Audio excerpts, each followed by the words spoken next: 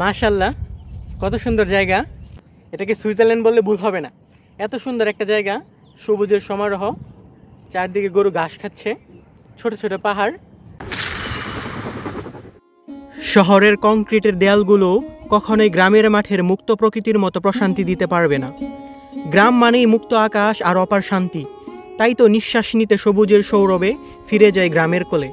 গ্রামের প্রতিটি কোণে লুকিয়ে থাকে শৈশবের স্মৃতি আর প্রাকৃতিক সৌন্দর্য। এখন প্রশ্ন হচ্ছে, এই জায়গাটা কোথায়, শহর থেকে কতটুকু দূরে, আর কিভাবে যাবেন? এই গ্রামটির নাম দমদমা কালীগঞ্জ। শেরপুর শহর হতে এই জায়গাটির দূরত্ব মাত্র 2 কিলোমিটার।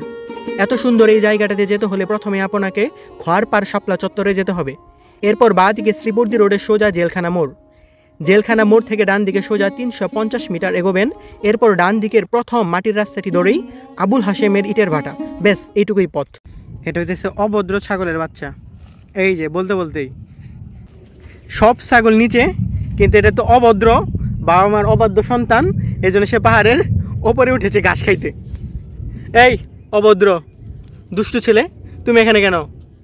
এই এইদিকে তাকাও। এই অভদ্র ছেলে, এদিকে তাকাও, এইদিকে তাকাও। হাই বলো, হাই বলো। হ্যাঁ হাই, ঠিক আছে বন্ধু। এই তুমি অভদ্র কেন এত?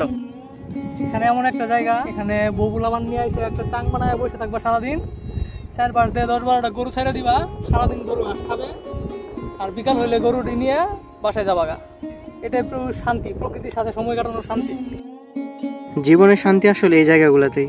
চারপাশে এত সুন্দর প্রকৃতি, ঠান্ডা পরিবেশ। আসলে প্রকৃত শান্তি এটাতেই, যেখানে খুব বেশি আকাঙ্ক্ষা থাকবে না, খুব বেশি চাহিদা থাকবে না, অল্পতেই সন্তুষ্টি। মাশাআল্লাহ, আর কি লাগে।